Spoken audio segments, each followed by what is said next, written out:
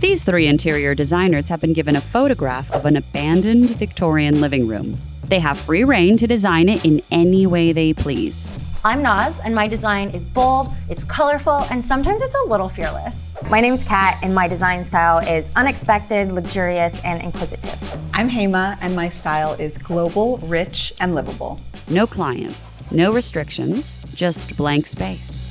My first impressions of this space are that it probably was once a very beautiful and grand room. I do really love the original features of the space. It's clearly an old Victorian living room, but it's been messed with over time. There's a lot that I don't have to stick with and a lot of things that I will honor because it's great, but it's not all original. Looking at this room, there is one word that comes to mind, and it is demo. I would just get rid of everything. My vision for this space is basically preserving a lot of the elements that I love about it, restoring some of that grandeur to the space that I think has been lost over time to just wear and non-original, non-heritage things, but then make it whimsical and colorful for that really cool contrast that I love in older homes. I love the idea of a game room. I love game nights. I want to design a game room that feels sexy, like game night in Casablanca. It's going to have that very lush, sultry feel to it. My vision for the space is to try and maintain a lot of its original charm and character, but have a lot of fun with the colors and the furniture that we use and bring it into this century.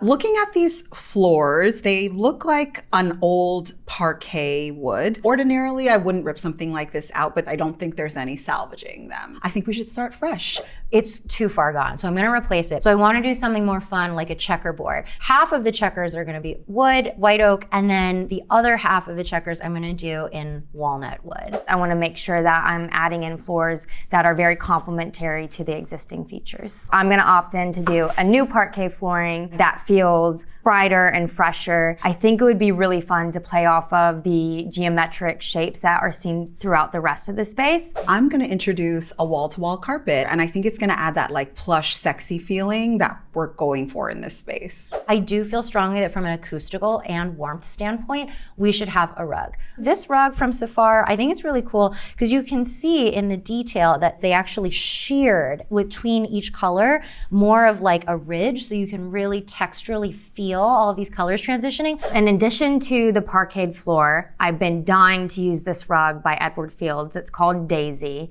It's really whimsical. Also, there's an interesting history of Victorian houses and American hippies. So I think it brings a really fun summer of love thing to the space.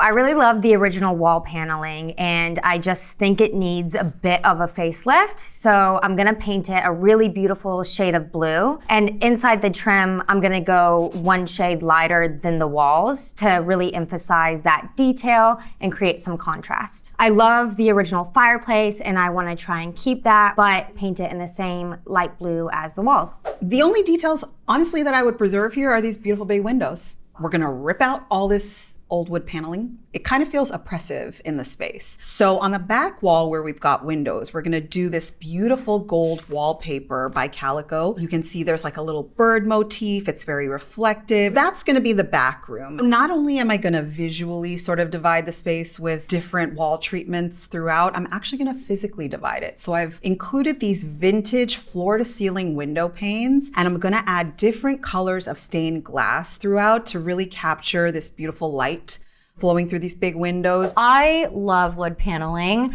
but it just doesn't behave with anything. It's almost as if someone like retrofitted other architectural panels from another house and like put them on the walls. So we're just gonna redo the paneling, and then we'll move that all the way through this entire room. And as far as finish goes, I have this idea of doing like ceruse, which is basically they put white wax inside the wood grain and then you stain the wood. That way, like, the grain really lights up, even though you've stained it a color that's darker than the wood. I want to do a cerused denim blue stain all over the panels. I like the idea of adding some more fabric to the room to help absorb sound. So we're just going to do very simple, very tall floor to ceiling drapes with a ceiling mounted brass rod. The windows are really beautiful, but Currently, the drapes are hiding them. They're blocking out a lot of natural light. The best thing to do is just remove them completely and continue the paint detailing. This is a space that isn't necessarily a bedroom. I don't think you need privacy here. So I really love how it lets all of the natural light flood in as well. I don't like this fireplace, although I know it's probably historically preserved and people out there are clutching their pearls, but we're gonna visually expand the fireplace to take up more of the wall and create this like central gaming area. And I'm gonna use this beautiful Zalige tile. It's from Morocco. It's meant to be imperfect. And then off to the left, we're gonna put a built-in with this beautiful khaki green paint by Farrow and Ball. And it's gonna be where we house all our board games and anything else that sort of belongs in a game room. With regard to the fireplace, I feel very strongly that it should be bigger, but I'm going to go with a very traditional Breccia Capraia or Calcutta Viola marble. But I will say I love a mantle because I personally celebrate Christmas, which is a holiday requiring stockings for Santa. So I do want to retain the shelf, that mantle shelf, rather than running the marble all the way up the wall. On the right-hand side in the original space, we've got this sort of tiny, nondescript wood door. It's meant to be a hidden door. I think a room like this deserves a grand entrance. So I'm gonna expand the door to make it a double door. And we're gonna carry the wallpaper from the back all the way around to the right. For the ceiling, I would love to continue the blue to the soffits. There's currently these drop panels. I want to remove those. They feel overbearing in my opinion. And I think it would be really cool if we did a mirrored tile treatment inside each of the soffits to help reflect the natural light that's coming into the space and also introduce a new, more modern material into the room. The ceiling in our original room has like a funny sort of tray ceiling. I'm not really sure what's going on there, but I don't like it. So I'm gonna get rid of it and I'm gonna build out a coffered ceiling. But we're gonna create sort of this grid design that's gonna mirror the fireplace and mirror the floor. In between each of these squares, I'm gonna use my favorite wallpaper. So we're gonna get a gold glow. I am gonna flatten the ceiling. And the reason why is I wanna do something really major, mural-wise. It's actually like a super hyper colorful version of something that I've done in collaboration with decorative artist Caroline Lizarraga on a similarly sized Victorian living room in San Francisco in real life. But it's kind of like a watercolor looking, sort of like splashes of rainbow. I love the idea of a finish like that because there's a lot of negative space, a lot of quiet white ceiling, and then gorgeous splashes of color like all over the place that just sort of make the whole room feel whimsical and improvisational. And I love that in a hosting space. One of the funny challenges about having a large room is that sometimes it's a little bit too large. There are totally times where I have clients with homes this size and rooms this size where they're like, how do I even decorate this thing? With a room of this size, there's a lot of different ways to approach it. For this space specifically, I want to try and create a focal point in the center with the furniture. I'm obsessed with this vintage sofa by Claudio Solocci. It's from the 1960s. I'm going to reupholster the sofa in this really beautiful soft cream leather by Maharam. Next to the sofa, I want to bring in this beautiful bamboo and brass side table by Gabriella Crespi. As I think about furniture, I need to zone this room, right? This is a long, very large room, and I want there to be beautiful spaces for hosting, but also spaces for sort of like quiet contemplation or maybe just two people. So we'll do an accent chair kind of over here. Then I love the idea of that big swoopy sectional. I love a sectional sofa in a space that doesn't have a TV because what it connotes is everyone is together having a shared experience, talking to each other. We'll do a coffee table. This Marcin Rusak table, it's like resin with actual botanical flowers suspended forever in the resin. We're gonna put side tables all over the place so people can kind of like custom tailor how close the table surface is for their drink or their phone. It's a game room, almost like a mini casino. So in our back area, I'm calling this the high roller room. We need a big table with these beautiful Kelly Wearstler chairs. Everything again has that sort of checker motif. Then moving forward in front of the partitions, it's gonna get louder and a little more boisterous, less serious. So we've got our central area for taboo or whatever loud games we wanna play. We've got these curved sofas in these beautiful velvet fabrics. This is a pink velvet fabric from Thibaut, and then this is a green mohair. And I think together they kind of echo all of our tones in the carpet carpet and on our wall tile. And then we've got a central table for drinks or whatever else we want to rest in the middle while we're playing. Off to the left, we've got a smaller sort of card table. And then off to the right, we've got our bar, because obviously we need drinks. It's a party room at the end of the day. The chairs are the Future Perfect in Los Angeles. They are green satin with a beautiful gold fringe. They swivel, they're stunning, and they're comfortable. I'm gonna group them around this marble top table for like kind of an elegant upscale look. We're not going casual here, we're going very, very luxe. As for accent chairs, I want to do like a mix of old and new. So the new is going to be the super furry little friend from the Campana Bros. And then for the old, because we're doing both sides of time in this room, these vintage pieces from Blackman Cruise in Los Angeles, they're velvet, they're sort of worn, and they're from Italy. On the right side of the room, I really want to add a bookshelf. I chose this Élysée bookshelf by Pierre Paulin. It's a beautiful honeycomb bentwood design. I think it goes really well with the geometric shapes that we have going on throughout the space, and the idea of a honeycomb fits into that whimsical summer of love hippie thematic we have going on. Instead of this like big demi-lune table, I'm just gonna do a credenza, because you could always use a little bit of storage, no matter how big your house is. This one from Khaled El Maze is so colorful. It's wood, it's rattan, it's caning, but it's also like leather wrapped pipes that go around the perimeter of it. And it looks gorgeous from every single angle. On the left side of the room, I think this is a great opportunity to bring in pieces that have more organic curves to them to offset the squares and the rectangles we have going on. I would love to add this cabinet by Nicola L. She's one of my favorite artists of all time. She was a Moroccan-born French artist who was known for her witty, human-like sculptures that really fused art with function. Bringing in this piece not only creates a talking point within the room, but also introduces a sort of new silhouette that we don't have going on in the room. On the right side of the fireplace, I want to bring in this amazing piece. It's by Claude Leylon. It's called The Crocodile Banquet, and I think it's just a piece that exudes extravagance and elegance. With regard to lighting in this room, everything in this room should be ambient. It's a hosting space. You don't need to like do your math homework in this room. I'm actually gonna use the Riviere chandelier from my new collection. It's a total peeve of mine in hosting spaces to be reclining on the sofa, and as you look up, you're staring directly into light bulbs. So that's why I wanted to cover the bulbs with alabaster stone, so you already have a lens that helps diffuse the light.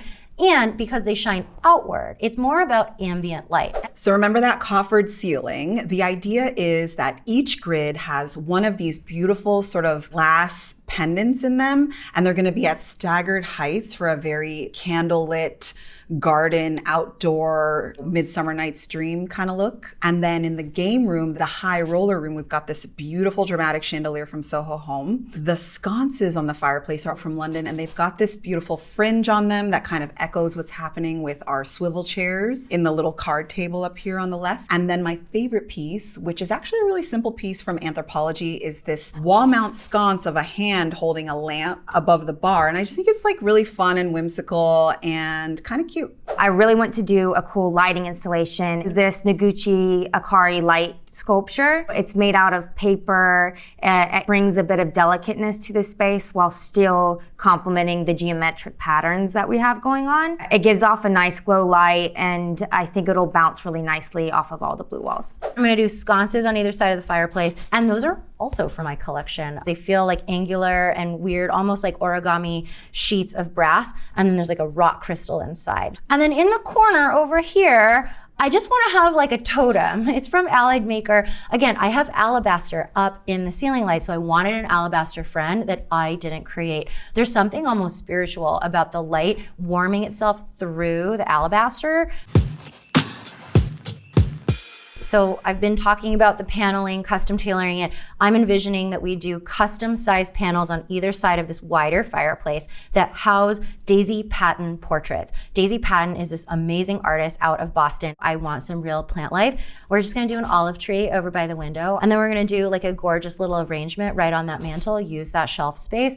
And a friend of mine in San Francisco, he's my floral designer co-conspirator, Mr. Lee, and I love that his sculptures are actively in decay. That's what flowers are, right? Morbid but true. And I think there's something really cool about having something that's always changing, being a focal point in the room. We're gonna use mirrors to help bounce light through, and they're just gonna be fun shapes. It's like a really fun starburst mirror over the credenza. Then over the fireplace, this one that I found on First Dibs, it's almost like kind of a handle and then like a pot or a pan of mirror underneath it. Since most of the furniture that we've added thus far is kind of art in and of itself, I want to be super selective with the art and the decor that we're bringing in. I would love to put a mirror over the fireplace. I'm gonna choose this amazing piece by Misha Khan. He's a contemporary artist who I think is doing really cool things. In between the two French doors, I'm gonna add this beautiful ceramic sculpture by Norwegian artist Torbjørn Kvasbo, and I'm gonna display it on a very simple black pedestal. I'm gonna add in an art piece by the artist Lauren Halsey, an artist from South Central LA that I'm a huge fan of.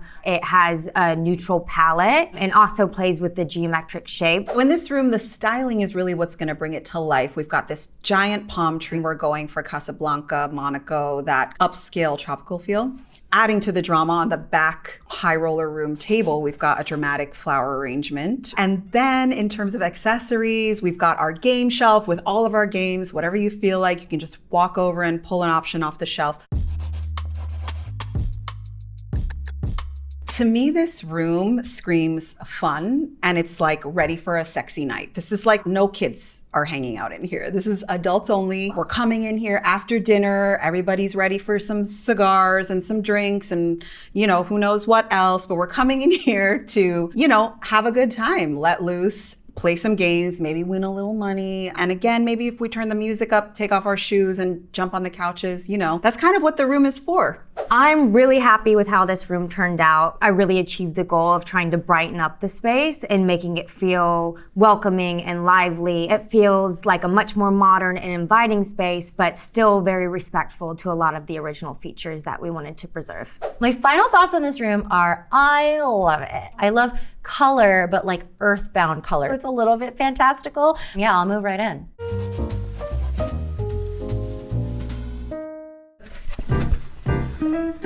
Oh, wow. Oh my God, everything is so different. Rug. I love the indoor outdoor. Whoa, that's this crazy is how super many- different. Yeah. This is my game night room. And love that. you created a partition. A partition, because this Nice. is like where the serious card players go. Wow. Oh, that's like the high Yes, roller. that's a high roller room. Yeah. That's amazing. But this rug, like, tell me everything. Oh my It's gosh, so it's out of cute. control, right? I've been dying to use it in a project Yeah. by Edward Fields. It's called Daisy. It's beautiful. But it's like, it's always gets defaulted to like a nursery. And I was like, you know what? I'm going to make it happen in 100%. the living room. Wait, I think so this cute. will help people understand, like, have fun. Yeah, you know? exactly. Yeah. Yes. And whimsical. Yeah. Wait, Noz, your ceiling mural. Oh my God. What So is it watercolor? This is actually like a decorative finish that I've done in a Victorian living room project in sick. San Francisco. All of us kind of went whimsical, I Yeah, think. But also I think these true. people are friends. Yeah, sure. I think so. Friends yeah, who like yeah. go to each other's Game houses. night. Game night over Yeah. here. Like this is What are- defo party, like, is like- vibey space, like cocktail hour. Yes, and that's like tea This is like party a cuddle, daytime. cuddle, like- yeah. Oh my God, I love it. Wait, okay, so we start in Hema's room and then we transition to mine for Yeah, drinks and then yours is the late night. Yeah, Yeah. lounge Oh my hang. God, I'm I like it. obsessed.